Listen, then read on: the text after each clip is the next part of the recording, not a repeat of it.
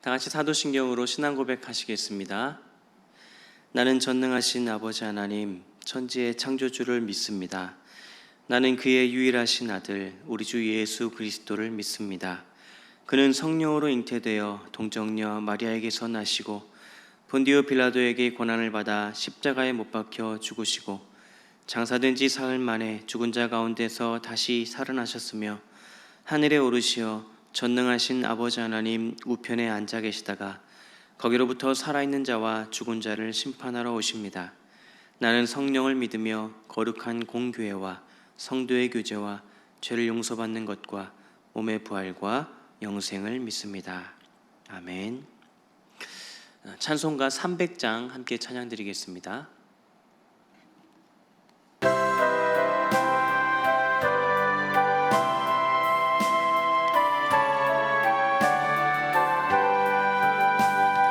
내 맘이 낙심되며 근심에 눌릴 때 주께서 내게 오사 위로해 주시네. 가는 길 캄캄하고 괴로움 많으나 주께서 함께하며 내 짐을 지시네. 그 은혜가 내게 족하네. 그 은혜가 족하네. 이 괴로운 세상 지날 때 그 은혜가 족하네. 희망이 사라지고 친구 날 버릴 때 주 내게 속삭이며 새 희망 주시네. 싸움이 맹렬하여 두려워 떨 때에 승리의 왕이 되신 주 음성 들리네. 그 은혜가 내게 족하네. 그 은혜가 족하네. 이 괴로운 세상 지날 때 그 은혜가 족하네. 번민이 가득 차고 눈물이 흐를 때 주 나의 곁에 오사 위로해 주시네. 환난이 닥쳐와서 어려움 당할 때 주님의 능력이 원수를 이기네. 그 은혜가 내게 족하네. 그 은혜가 족하네. 이 괴로운 세상 지날 때 그 은혜가 족하네. 아멘. 오늘 말씀은 출애굽기 14장 13절부터 21절까지 말씀입니다. 출애굽기 14장 13절에서 21절까지 말씀 제가 봉독해 드리겠습니다. 모세가 백성에게 이르되 너희는 두려워하지 말고 가만히 서서 여호와께서 오늘 너희를 위하여 행하시는 구원을 보라. 너희가 오늘 본 애굽 사람을 영원히 다시 보지 아니하리라.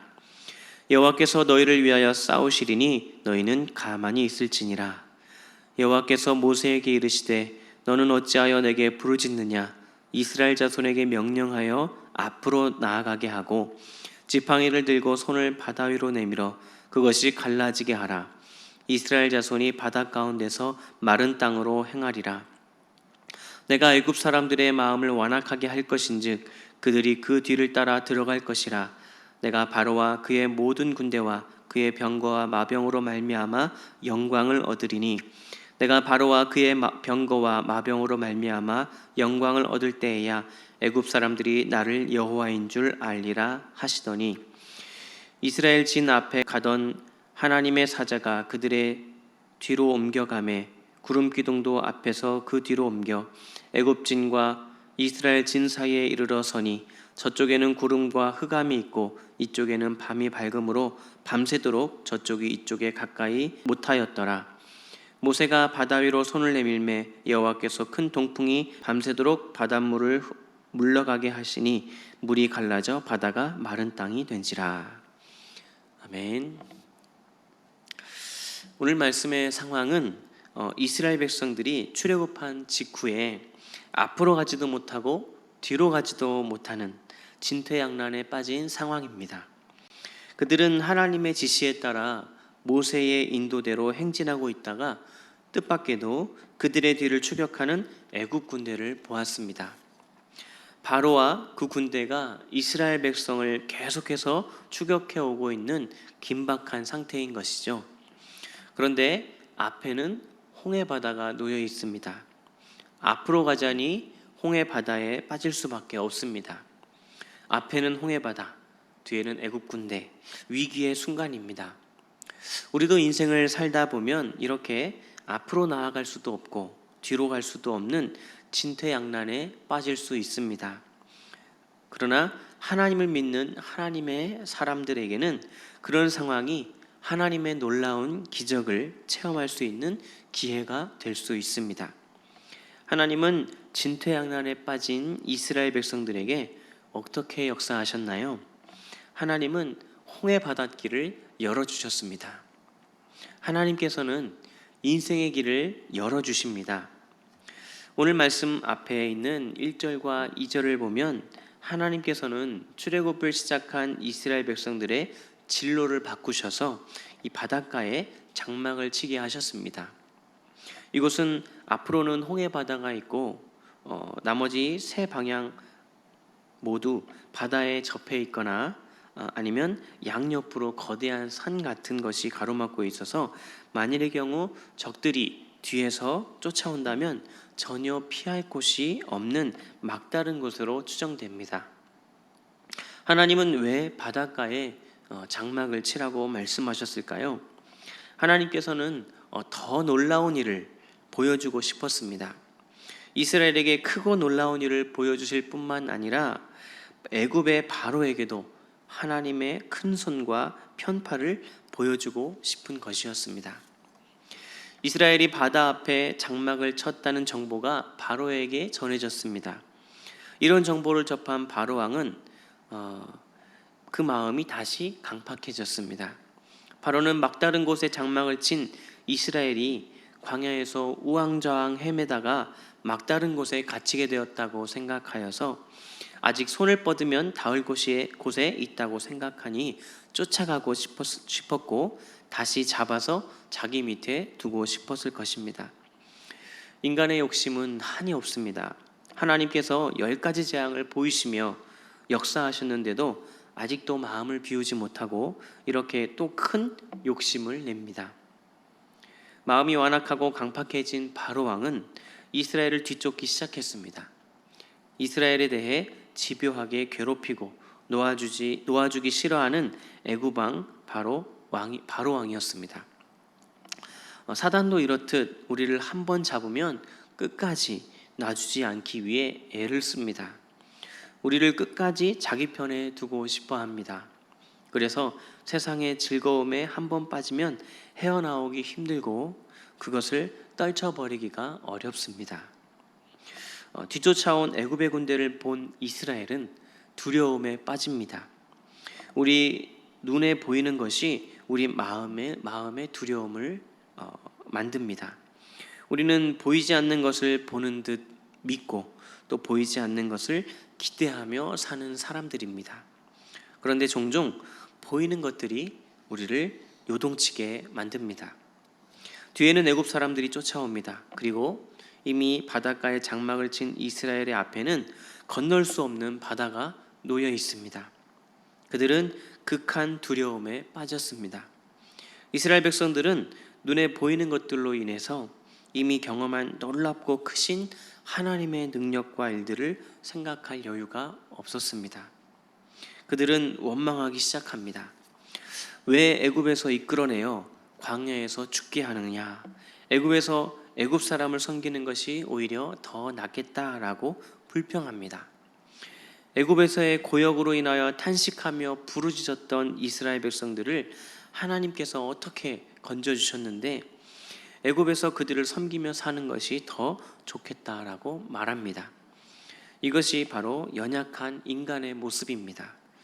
우리도 인생의 문제를 만날 때마다 그동안 주신 하나님의 은혜는 놓치고 두려움에 빠질 때가 있습니다.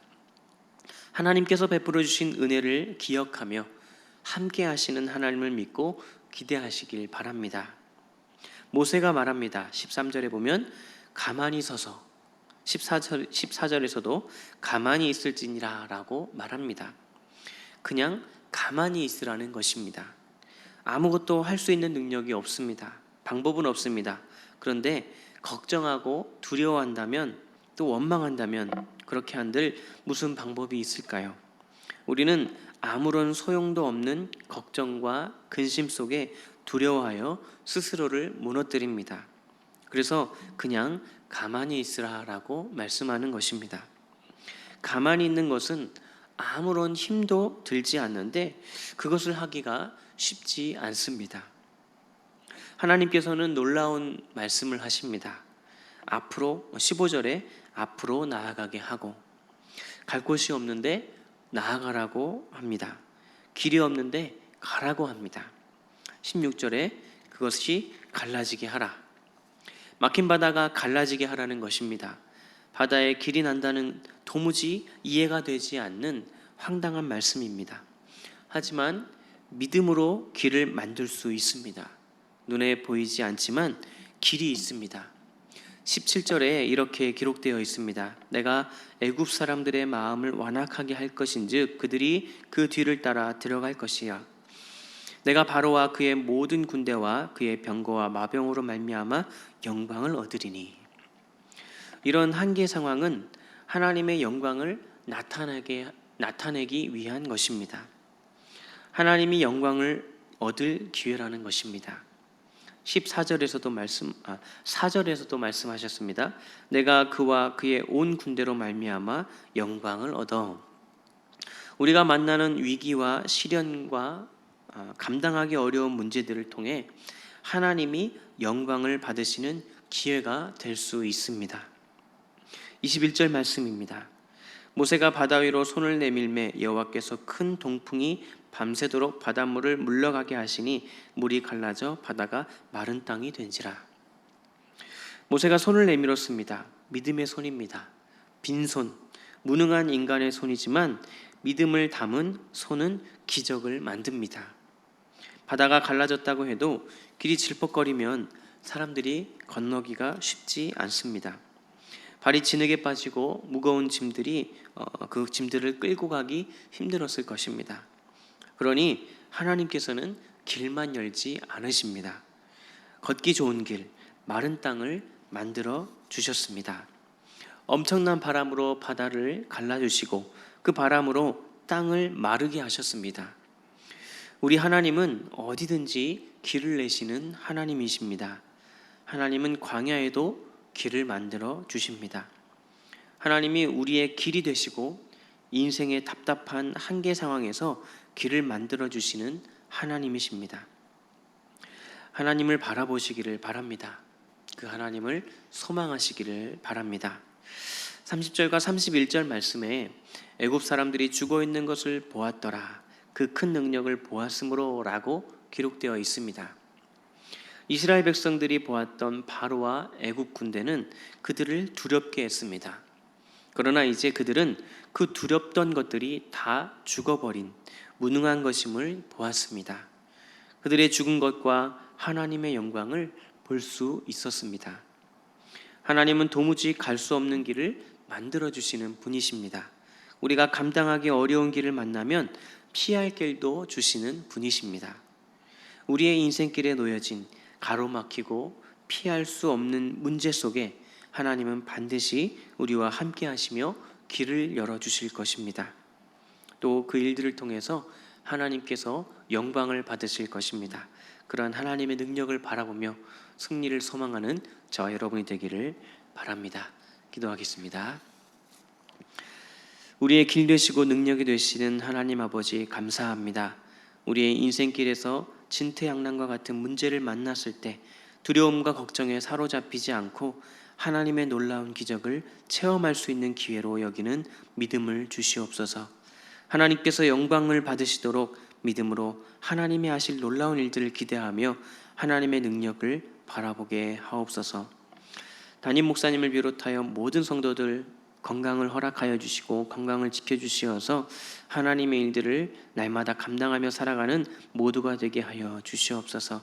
코로나 상황이 하루속히 종식되어서 함께 마음을 놓고 함께 할 수 있는 날들이 속히 올 수 있도록 도와주시고, 미얀마 양곤 한인중앙교회를 섬기시는 김문경 목사님, 범한균 선교사님에게 더욱더 큰 은혜와 능력을 허락하사 그곳에서 하나님의 일들을 잘 감당하도록 역사하여 주시옵소서. 이선희 양은수 선교사님, 그곳에 속히 들어갈 수 있도록 비자 문제와 코로나 상황이 모두 다 해결될 수 있도록 역사하여 주시옵고, 모든 선교지에 일하시는 모든 선교사님들에게도 능력과 은혜로 함께하사 이 어려운 때를 잘 헤쳐나가고 하나님께서 여시는 길로 인하여서 그 길을 힘차게 걸어갈 수 있는 모두가 될 수 있도록 도와주시옵소서. 감사드리며 예수님의 이름으로 기도합니다. 아멘.